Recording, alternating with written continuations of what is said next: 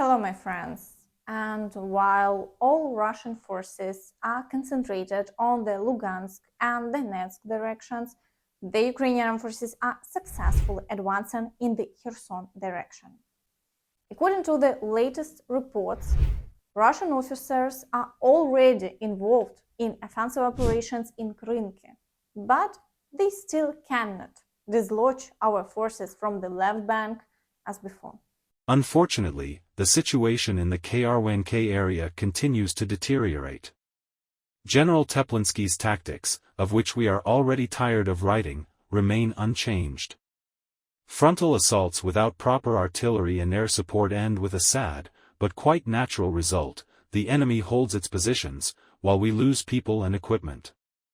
Only today, in this local sector of the front, where we attacked from three sides, we lost 4 tanks, 2 BMD-4s, and 1 BTR-82A.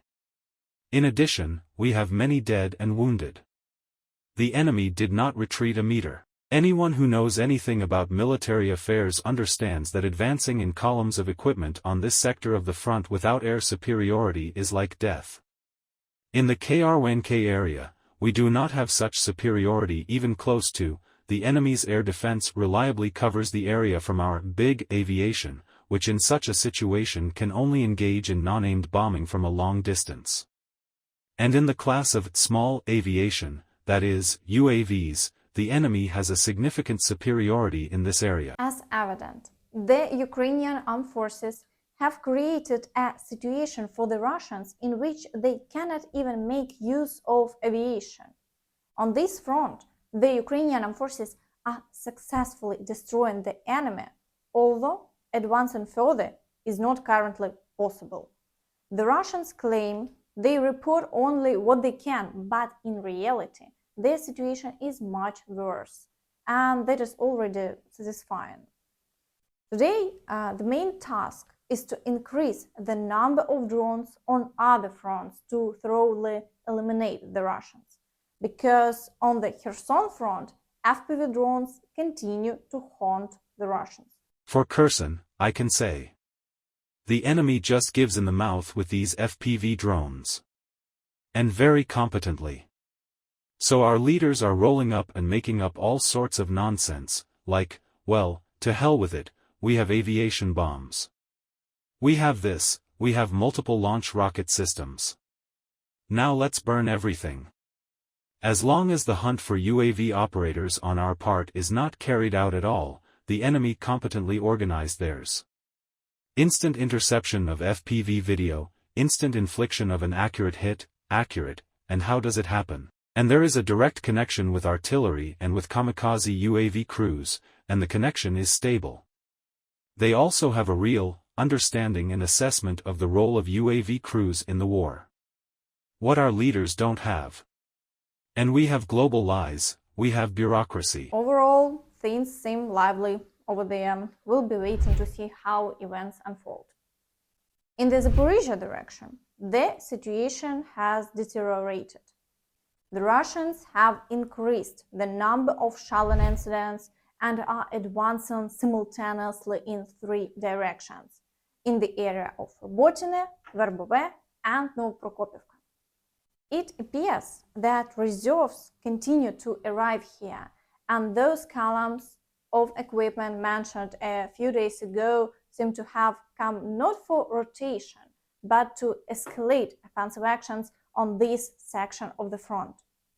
Only time will show whether they will manage to push our units out of the liberated area. In the Vuhledar direction, offensive actions have resumed in the direction of Staromayorsk, and shelling continues across the entire front line. There are no changes so far, but the battles persist. In the Avdiivka direction, the number of groups advancing in all directions has increased. Today, the Russians continue assaults in the area of the coke chemical plant and attempt to advance towards the northern outskirts of the city. Complex battles are also taking place in the Novobakhmutivka area and near the industrial zone. The Russians are trying to advance from both sides. Additionally, a powerful assault is underway on Tonenke, on the southern flank, accompanied by a large number of shelling incidents. In Pervomaisk, the battles also continue. Over the day, there are no changes along the front line, but the situation is critical. Attacks are escalating with each passing day. Further south, battles are ongoing in the areas of Krasnohorivka, Marinka, and Pobeda. In Novomykhailivka, the Russians are breaking through with several groups trying to establish themselves on the outskirts of the village. The Ukrainian forces are doing everything to stabilize the situation, and the front line remains unchanged. The Bakhmut direction is the second most challenging after the Avdiivka direction. Here, the Russians are relentlessly storming with a large number of troops. Battles are underway for Bogdanivka, and the occupiers are advancing from the outskirts of the village, closer to the center. Similarly, there is movement of Russian forces in the fields around Ivanivsk. The situation is very complex in the areas of Klishchiivka and Andriivka.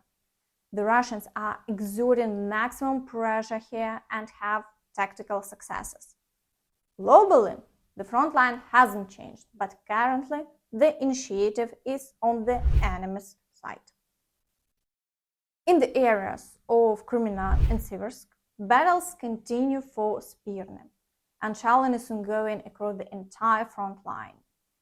However, the Russians are not achieving success, and the line of confrontation remains unchanged. In the Svatovo area, the occupiers have initiated offensive actions towards Novoselivsk. Earlier, there were attempts to break through here, but they were unsuccessful. Now, the Russians have decided to try their strength again. In the Kupiansk direction, battles for Sinkivka and Ivanivka continue without cessation. Over the day, there have been no changes along the front line, but shelling persists. It's evident that the intensity on this front has currently decreased. Possibly, new reserves are awaited because the Ukrainian forces are successfully eliminating them daily. Meanwhile, Putin announced that he would run for president, as on the front, all military personnel were anxious and curious about whether Putin would run for president. One of the so-called heroes of the Donetsk People's Republic responded affirmatively. Всех моих друзей и знакомых. Мы просим его принять участие в выборах президента Российской Федерации. На что он сказал, что времена всегда бывают разные, трудные, тяжелые, но на данный момент он будет народом. Я буду баллотироваться в должность президента Российской Федерации. Ну это пиздец какой-то просто. Ну сколько можно?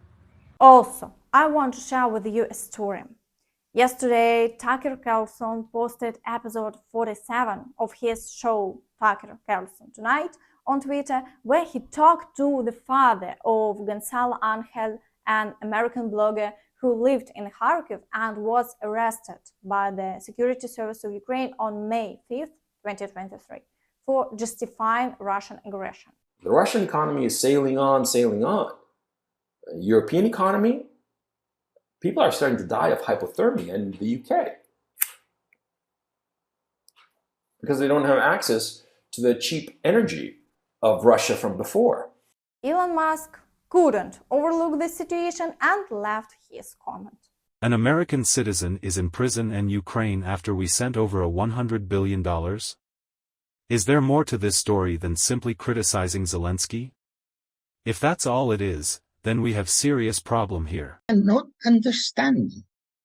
If we're going to protect democracy in the world, let's start by taking out that puppet called Zelensky and let Congress in the USA, for crying out loud, once and for all, impeach this man. He cannot continue.